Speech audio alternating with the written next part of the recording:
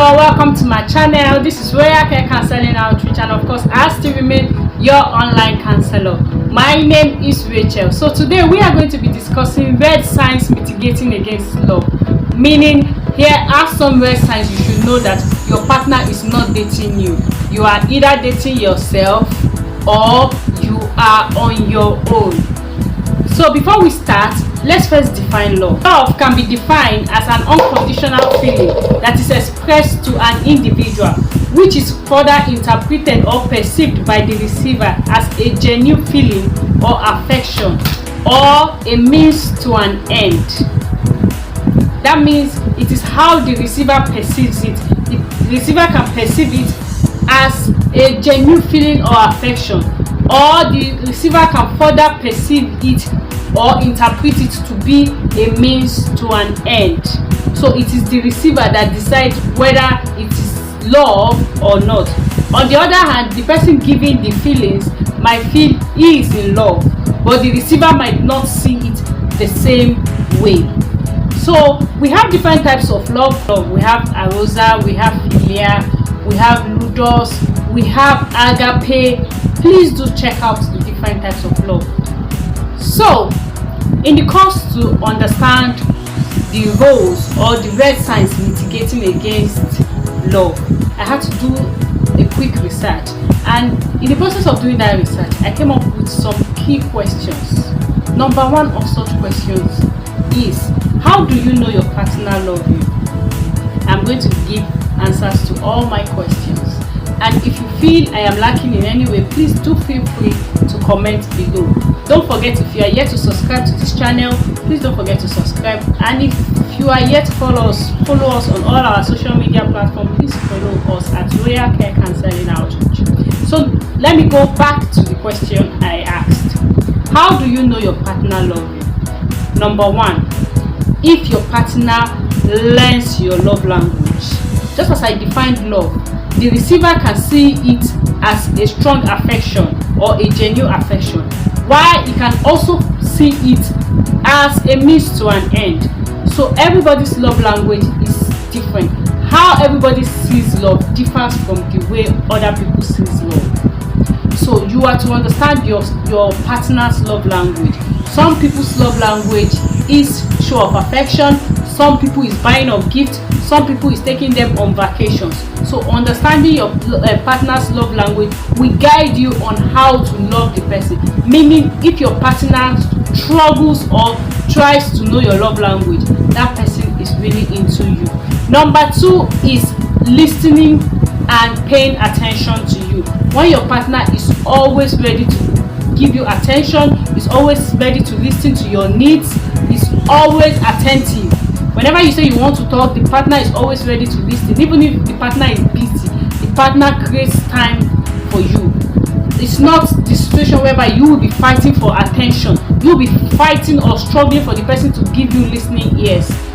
That person, anybody that you are struggling to get his or her attention and you are struggling to gist with, communicate with, that person is not in love with you. One is availability and accountability. So the Gen Zs of today, they don't like that angle of availability and accountability. Availability is when your partner is always available for you. Your partner always gives you the audience. Once you want to have conversation with your partner is always available emotionally, socially, personally. Your partner is available. Then accountability is giving in details your way about. The Gen Zs of today don't want anybody to monitor their steps. They don't want to give in details their way about. So once their partner asks them, where have you been, where are you heading to, they pick up offense. They turn into defensive mechanism. They start fighting, they start yelling, am I a child? Why would you be asking me that kind of questions? You have to be accountable to your partner. Once you see your partner is shying away from being accountable, there is a problem somewhere. It's either the person is not dating you or the person is seeing another person. That's why the person don't want to give you in details where he or she is heading to.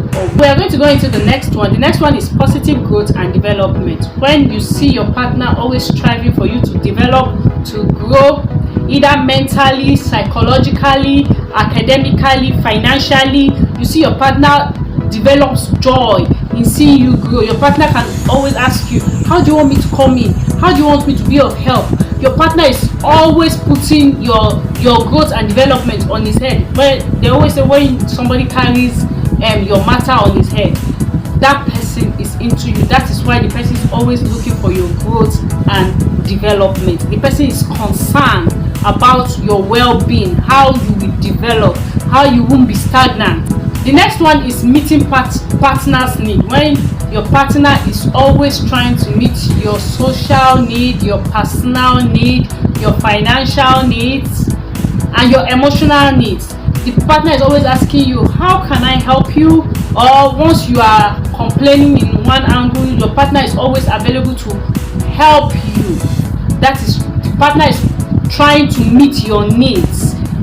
He might not be able to meet your needs 100%. He or she might not be able to meet your needs 100%. But once the person is available, the person tends to meet your need, either emotionally, socially, personally. The person tries to meet your need. But a person that is less concerned about your need is a no-go area. Then we have positive mindset. There are some people that push you positively to your greater end. When you see somebody that is pushing you positively, you can do it. I believe in you. We are there together. That person wants your growth. That person wants your development. But you see those people that abuse you verbally, who are you? You can't do it without me. If not for me, where would you have been? That is verbal abuse, and that is not positive growth. That is negative growth. So once you see that your partner is always available to help you positively, to push you, to motivate you, that is a loving partner. That person is into you. So we are going to proceed to the next step. We are going to talk about the red signs mitigating against love. Meaning the red signs that when you see, you don't have to ask yourself, is this red? Is this truly red? Before you know that that person is not into you. Or rather, that person might not be dating you. You might be the only one dating the person, or you are even dating yours. Talking about the future. When both of you are seated together, your partner is always talking about the future, how he expects both of you to grow together, how he foresee the future. When the future is always involved in your conversation, your partner loves you. He wants together with you. That means he's dating you or she's dating you. But a situation whereby your partner is shying away from conversations that have to do with the future. Probably you are trying to talk about the future and your partner is like, no, I don't think, let's don't talk about that one, because as you see me like this, I'm not thinking of getting married in the next 5, 6, 7 years. That's a red sign. Because that partner that is not seeing himself or herself getting married in the next 4, 5, 6 years might see another person today and get married to the person tomorrow. So that person might not be into you. The second one is growth and development. When your partner wants you to grow. I talked about how you will know your partner loves you. So red sign is when your partner is less concerned about your growth. When you are trying to say, okay, babe, I'm trying to think of going into this discovery, I want to innovate this, your partner is like, that's your business. That's your business. Can you even achieve it? You cannot. The partner is bringing you down mentally, or is less concerned about how you develop, how you grow. That's your headache. That person, that is a red sign. You don't need to ask yourself, is it red? Is it truly red? That's no room for regular communication. That means you people hardly communicate. You people talk maybe once in a month, twice in a month, or maybe once you come in contact with each other online, probably on WhatsApp. You just say hello, hi, how you doing, hi, but the person puts you in mind and calls you occasionally. You call the person, you talk about your day-to-day activities. That is not in existence. My darling, you are dating yourself if you think that person is into you. Once the person is not the type that gets in touch with you on a regular basis, the person doesn't want to know about your affection, your feelings, how your day-to-day activities is going, that is a red sign. Another sign is preference demand. That means what is the preference in that relationship. Some people, when you meet yourself, when both of you come together, all both of you do is just have sexual intercourse, harass each other, and that's all. Once you are done, everybody dresses up and zoom off till another time when the person needs you, he gives you a ring. That so your preference demand in that relationship is just to satisfy each other's sexual need. You people are not discussing, you people are not communicating, you people are not saying anything about the future, no plans, and you think that person is dating you. Then after a while you come online and say, I've been dating this man for the past 5 years, it's not, and he left me to go and marry another person. He was never dating you. That was a red sign, but you chose to ignore those signs. And to look out for is respect and regard. When the person shows you respect, you will know when a person respects and regard you, except you pretend not to know, because there are some people that can embarrass you in public. There are some people that can verbally insult or abuse you any day, anytime. Let's forget about ego here. But once your partner doesn't regard you, does not respect your feelings, does not respect you as an individual, that is a red sign. Another red sign is perception. How both of you logically perceive something or an idea. If both of you's perception, one is parallel, is in a parallel line, you could never come to an agreement. You people are always arguing, you people are never coming to a conclusion. That is a red sign for both of you not to be able to agree on just one thing. That means once you go into marriage, you people are going to have serious issue. That is a red sign. If you are perceiving that in the morning you are supposed to kneel down to greet me, and your partner is feeling, why should I do that? Are you my lord? The perception is different. You people are not in agreement. So that is a red sign. If both of you's perception is different, you people's ideology is different, that's a red sign. Medical status / genotype. For instance, you are AS and your partner is AS, and you can see that in the line of medical angle, both of you cannot be together in future, and both of you keep deceiving yourself. It's either both of you end up together and be able to withstand having a sickle cell child, or both of you are financially and emotionally strong to be able to withstand it. If not, that is a red sign. Then when we talk about medical status, we can also talk about discordant couples. I talked about discordant couple in one of my videos. You can go watch it. Discordant couples mean one partner is HIV positive and the other partner is HIV negative. You have to be well informed. If you are a discordant couple, you have to be well informed, because it takes more than just love for you to conceive in future. If you know you want to have kids together, you want to have offsprings together, it takes more than just I love you, kiss me, kiss you. It takes more, it takes beyond that. So you have to put that into consideration. So medical status usually comes as part of the red signs, so you should look out for that. Another sign you should look out for is being secretive. Once you are being open to your partner and you ask your partner question and your partner is saying, don't worry, I'll tell you later, or must I tell you everything, we're not yet married now, and I'll tell you, or your partner is finicky, he's always hiding things, always hiding information, please be very careful with that person. That's a red sign, because somebody that loves you will be free and open-minded to you. That's a red sign. Another red sign is culture and ethnicity or religious belief. Once you notice that, okay, I don't like his cultural belief or his ethnic group, I can't settle with them, they behave this, they behave, if you can see it, please do not deceive yourself. That's a red sign. Or your spouse is telling you that they don't like this tribe, they don't like that tribe, my people don't like this, my people say I should marry this, my people say I should marry that. That's a red sign. He or she is giving you that red sign. So you should be able to pick from those utterances your partner is saying. That's red sign. But people choose to ignore those red signs and come out to lament that I've been dating this person for long, and the person dumped me to go and get married to another person. You saw the red signs, but you pretended not to see it, or you closed your eyes against it. We also have psychological interaction. Well, some people unconsciously do this psychological interaction, while some people don't even know how to do it. It's called open-close questioning.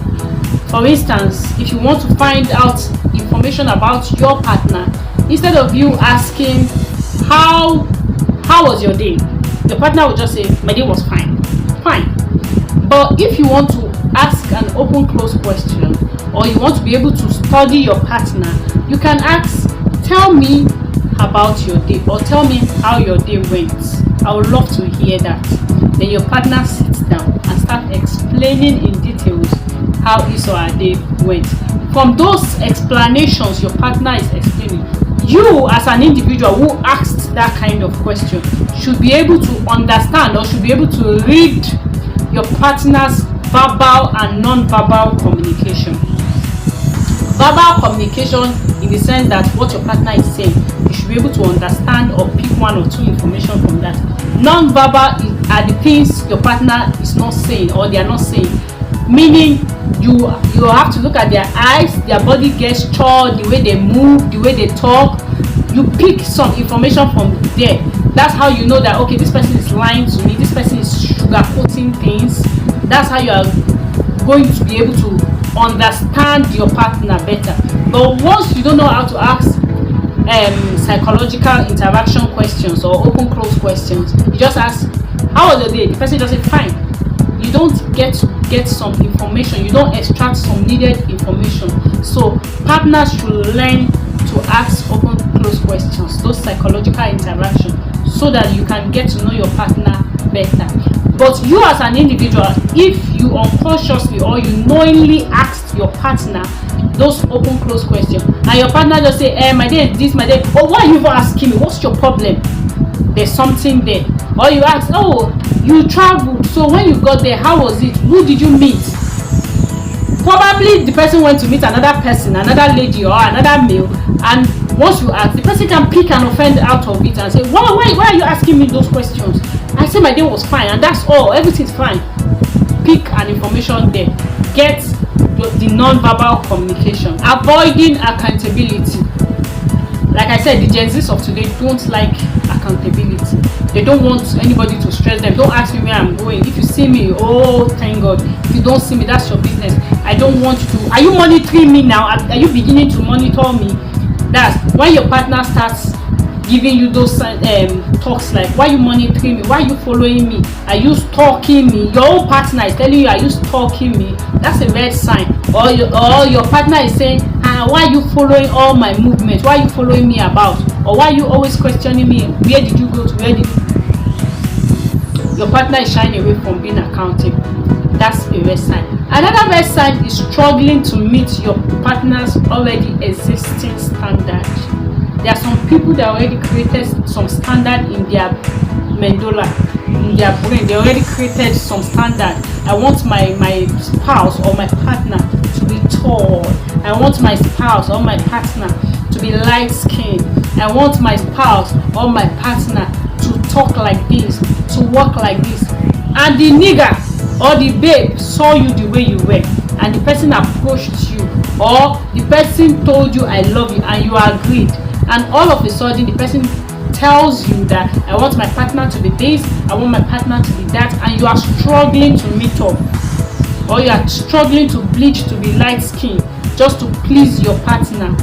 That is a red sign. No matter how you struggle to meet that person's already existing standard, you can never meet the standard. So the person is, at the end of the day, is still going to dump you for the person that already has those existing standards.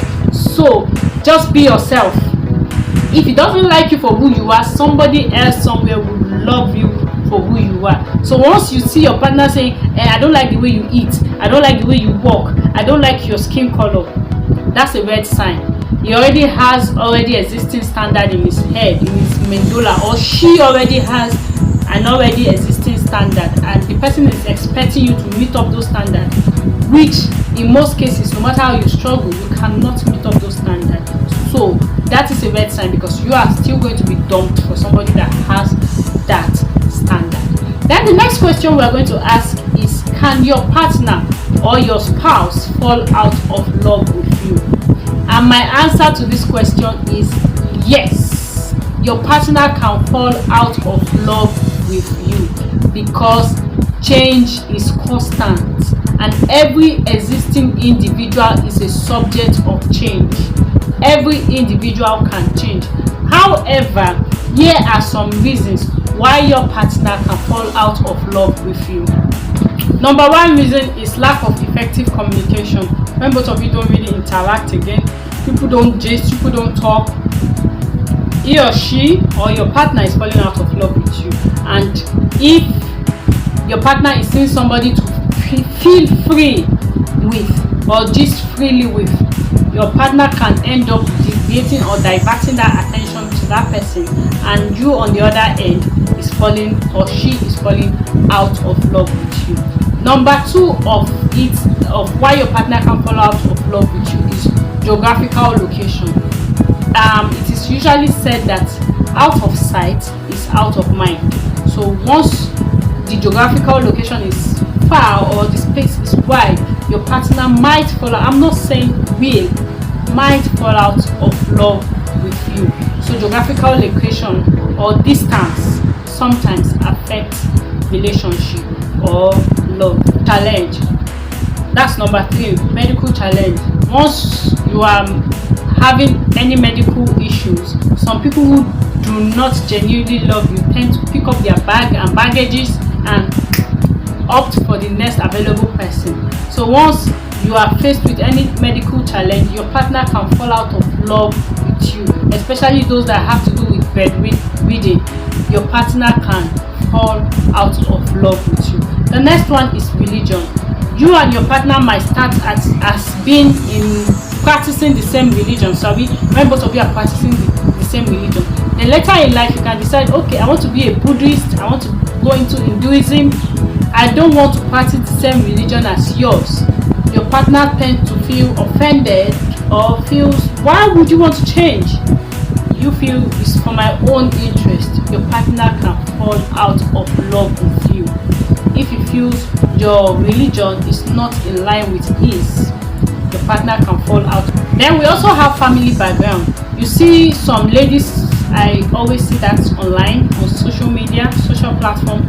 You see some ladies, they'll say, he followed me to my house, and after getting to my house, I never saw him again. That was the end of the relationship. We never saw again, or he started avoiding me.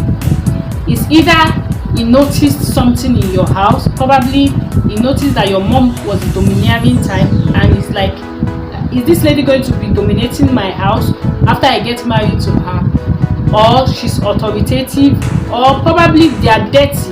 You might feel, oh, they are too dirty, so how do I manage this kind of person? Or financially, you might feel, I'm not financially buoyant, and this girl's family that I am looking at, they are not financially buoyant, so am I the one that is going to cater for my family and still cater for our own family? Then you see them running away, they start avoiding your call. That has to do with family. Then we also have cultural belief or cultural perception. Some people do not find out information about their spouse or their partner's culture. It is after marriage that they start seeing different kind of cultures. They start saying, why would you be practicing this kind of culture? They start getting tense and they start getting surprised at the diverse culture their partners are practicing. That can make them fall out of love because they might not appreciate or love the kind of culture they practice. That can cause fallout in the love. So the next one is ideology. Persons, I have said it before, once both of these ideology is going in parallel lines, people cannot come to an agreement. That causes fallout in love or relationship. Your partner tends to fall out of love. Then we also have standard. Once you cannot meet your partner's standard, you know I said it that your partner will end up dumping you for the person that can meet his standard. Once he keeps managing or she keeps managing and she gets a better offer or a better standard than yours, the person tends to fall out of love with you and go for the other person that has the standard he or she is looking for. So So my question for today is, let me give all of us an assignment. At what level is your partner's love for you? Please don't forget to put your comments below, and of course, if you have any question, don't forget to put your comments below. I still remain Royal Care Counseling Outreach, and of course my name is Rachel. Bye bye.